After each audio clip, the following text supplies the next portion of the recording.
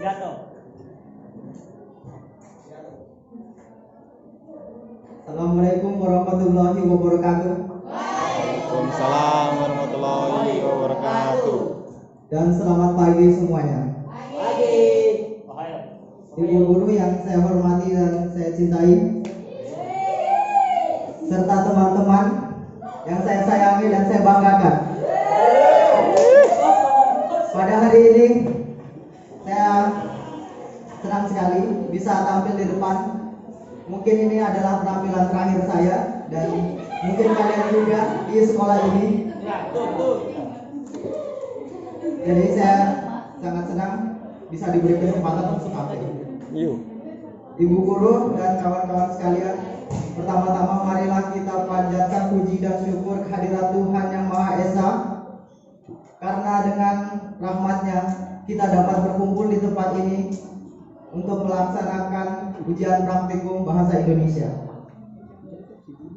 Dan sebelum itu saya ingin mengucapkan belasungkawa kepada saudara-saudara kita di Ukraina, rakyat Ukraina yang saat ini sedang menderita.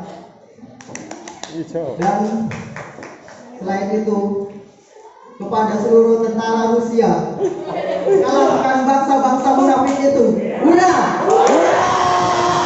Hurra!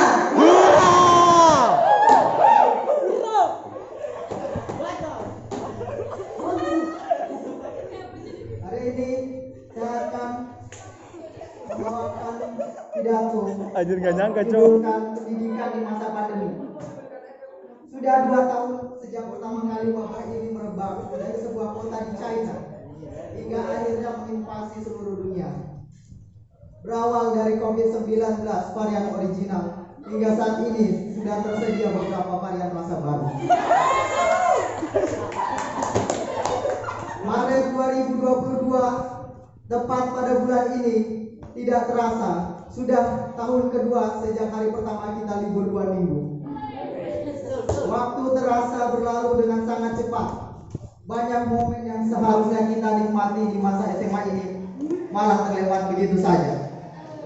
Dan banyak momen yang seharusnya kita tidak nikmati malah harus kita lewati dan jalani dengan ikhlas.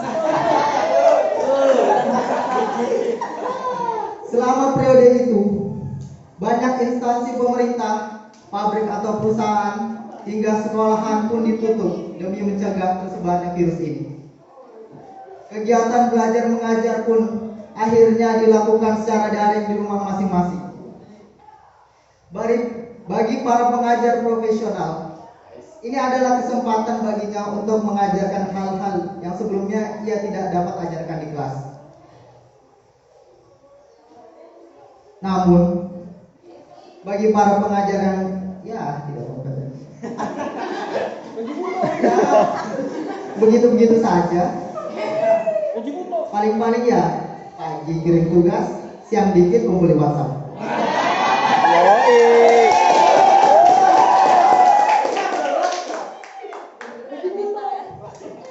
Kegiatan belajar mengajar daring yang diharapkan berlangsung dengan baik, di mana terdapat timbal balik antara guru dan murid selayaknya di kelas tidak dapat terjadi saat daring. Murid-murid seakan memiliki kuasa untuk memilih tidak menjawab pertanyaan guru-guru dengan hanya mematikan kamera dan mic.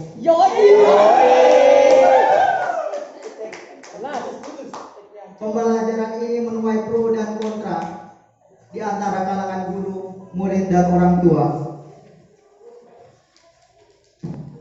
Ketiadaan fasilitas penunjang seperti smartphone atau laptop, kuota internet, dan jaringan yang stabil menjadi salah satu alasan terganggunya proses KBM secara daring.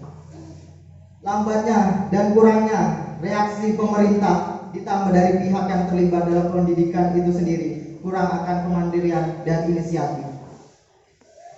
Sikap acuh dan ketidakpedulian membuat kondisi pendidikan kita yang sudah buruk menjadi lebih buruk lagi. Hal ini sangat berpengaruh pada apa yang kita rasakan sekarang ini. Tidak sedikit dari kita yang kembali masuk tatap muka kembali dengan minimnya ilmu yang diserap sebelumnya hingga kesusahan untuk melanjutkan pada materi yang baru. Namun di samping itu semua, ada mereka-mereka yang menggunakan momen ini dengan baik untuk mengembangkan diri dengan suatu hal yang tidak pernah diajarkan di sekolah, baik itu belajar pengetahuan baru, mencoba untuk bekerja paruh waktu untuk membantu keluarganya, atau mencoba merintis bisnisnya sejak awal. Mungkin ada juga yang berlatih untuk nantinya dapat mengikuti tes, dan masih banyak lagi. Belajar dari hal-hal tadi, tentu saja ada banyak yang harus kita mulai perbaiki. Mulai dari pemerintah dan instansinya yang seharusnya bukan hanya datang, duduk, isi laporan sambil menunggu jam pulang, namun harus lebih aktif lagi mengurusi permasalahan di lapangan. Selanjutnya dari para pengajar yang harus lebih aktif menyusun sistem pembelajaran yang interaktif dan menarik, bukan hanya mengspam tugas dan hanya membuat murid yang awalnya sudah tidak tertarik belajar daring menjadi lebih tidak tertarik lagi.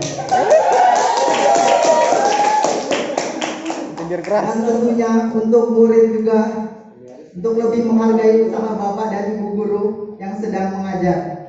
Meskipun kalian anggap barang itu tidak akan dipakai dalam kehidupan kalian, tapi pasti keluar itu di ujian nanti.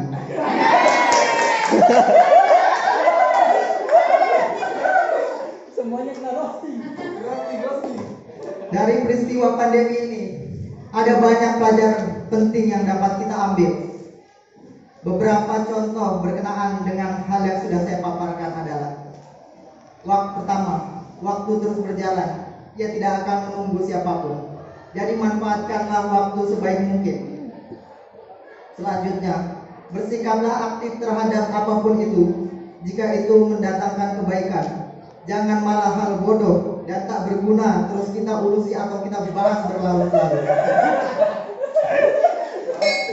Namun dalam hal yang lebih penting, kita tak berguna terus kita urusi atau bahas berlarut-larut. Jadilah main karakter di lingkungan kita masing-masing. Jangan cuma jadi NPC atau karakter sampingan yang fungsinya hanya jadi latar saja. Selanjutnya, pengetahuan dan kemampuan untuk menggunakan teknologi dengan baik dan bijak adalah hal penting. Dan yang paling terpenting adalah bagaimana kemampuan kita untuk terus beradaptasi dimanapun dan bagaimanapun kondisinya. Karena mereka yang tidak beradaptasi pasti akan tereliminasi dengan sendirinya.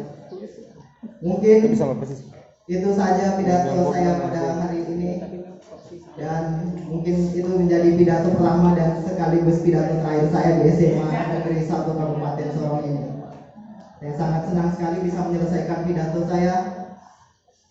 Dan jika ada kekurangan dan kesalahan kata-kata ataupun hal-hal menyinggung dari saya mohon maaf yang sebesar-besarnya. Dan untuk teman-teman saya seluruh kelas 3 alumni SMA 2022 yang sedikit lagi akan menjalankan ujian, tetap semangat. Brazil Squad, Sino, jadi Ipaniere, hurra!